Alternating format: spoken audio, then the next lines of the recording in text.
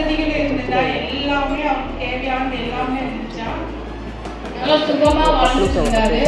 ஆனா அவருக்கு பக்கத்து வீட்லயே அவருக்கு ஒண்ணுமே இல்லை. அவருக்கு வீடு கிடையாது, அவருக்கு நல்லா போடுறதுக்கு நல்ல ட்ரெஸ் கிடையாது, சாப்பாடு கூட ஒரு நேரத்துக்கு சாப்பாடு கூட அவர்கிட்ட வாங்கி சாப்பிட்ற நிலைமை தான் அவருக்கு இருந்ததா.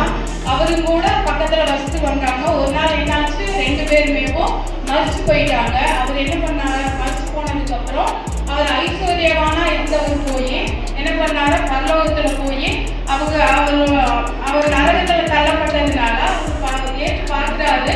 இவர் பக்கத்து வீட்டுல ஒண்ணுமே இல்லாம, சாப்பாடுக்கே வழி இல்லாம, நோய்வாய்ப்பட்டு பார்க்கறதுக்கே யாருமே அவரை இது கூட பண்ண மாட்டாங்க. அப்படி இருந்த மனுஷன் பரலோகத்துல உயர்வான ஒரு இடத்துல நம்ம பார்க்குற ஆபிரகாம் அப்படிங்கிற ஒரு பெரிய ஒரு நம்மளுடைய முற்பிதாவின் தலைவரா இருக்கிற, நம்முடைய தகப்பனா இருக்கிற அவருடைய மடியில உட்கார்ந்து அவர் ரொம்ப சந்தோஷமா இருந்தார். நல்ல சந்தோஷமா ஆண்டவரை குதிச்சுட்டு அவர் சந்தோஷமா இருந்ததை பார்த்துட்டு ரொம்ப கஷ்டமா இருந்துச்சா. நான் எவ்வளவு வசதியா இருந்தேன், எனக்கு தேவைங்கிறது எல்லாமே எனக்கு கிடைச்சது, நான் எல்லாமே இப்ப நான் பார்த்து இவங்க கொடுத்தேன். ஆனா இப்ப என்ன பண்றேன், நான் இந்த நரகத்துல கிடந்து நான் ரொம்ப கஷ்டப்படுறேனே. ஆனா அவன் மாதிரி எவ்வளவு சந்தோஷமா இருக்கிறான். இது நம்ம அங்கதான் தவற விட்டுட்டோம், இங்கேயாவது ஏதாவது ஒண்ணு செய்யணும் அப்படின்னு சொல்லி என்ன பண்றாரு, ஐஸ்வர்யவான அவங்களை கூப்பிடுறாரு. ஐயா எங்களுக்கு பாருங்க கொஞ்சம், என்ன இந்த இடத்துல கொஞ்சம் நினைச்சதுல நான் பூமியில தான் இஷ்டப்படி நான் வாழல, இங்கேயாவது நீங்க எனக்கு கொஞ்சம் மனம் இறங்குங்க.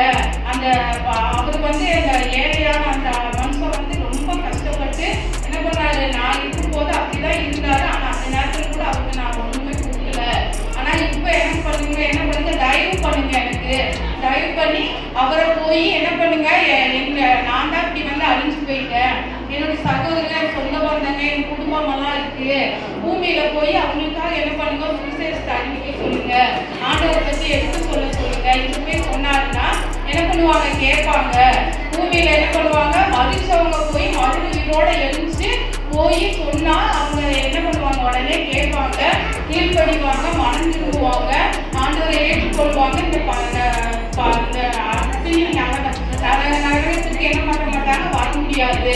அவங்க என்ன பண்ணிடுவாங்க, பரலோக ராஜ்யத்துக்கு உங்களுடைய மடியில உட்காருவாங்க அப்படின்னு சொல்லி அந்த ஐயாவை பார்த்து என்ன பண்ணாரா, கெஞ்சினாரா. அப்ப கெஞ்சும் போது அவர் சொன்னாரா, எல்லாம் சரிதான்ப்பா, நீ உனக்கு புத்தி தெரிஞ்சிருச்சு, எல்லாம் கரெக்ட் தான். ஆனாலும் கூட நான் என்ன பண்றேன், இப்ப என்னால ஒண்ணுமே செய்ய முடியாது.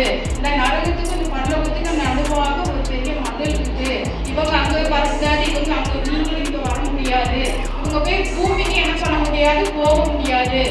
சத்தியத்தை அங்க இருக்கிறாங்க, அங்க ஊழியக்காரங்க இருக்கிறாங்க, விசுவாசங்க இருக்கிறாங்க, அந்த தீர்க்கதரிசிங்க இருக்கிறாங்க. அவங்க சொல்லி அவங்க மூலியமா நீங்க அவங்க உங்களுடைய குடும்பமோ உங்களுடைய சொந்த பந்தங்கள் மனம் திரும்பினாதான் ஆண்டவரை ரட்சிப்புக்குள்ள ஆண்டவர் ரட்சிப்புக்குள்ள கொண்டு வருவாரு, மனம் திரும்ப முடியும், நீங்க பரலோக ராஜ்யத்தை சுதந்திரத்துக் கொள்ள முடியும். அதனால நீங்க லேட்டா நீங்க இது பண்ணதுனால நீங்க என்ன பண்ண முடியாது, பரலோக ராஜ்யத்துக்குள்ள பிரவேசிக்க முடியாது.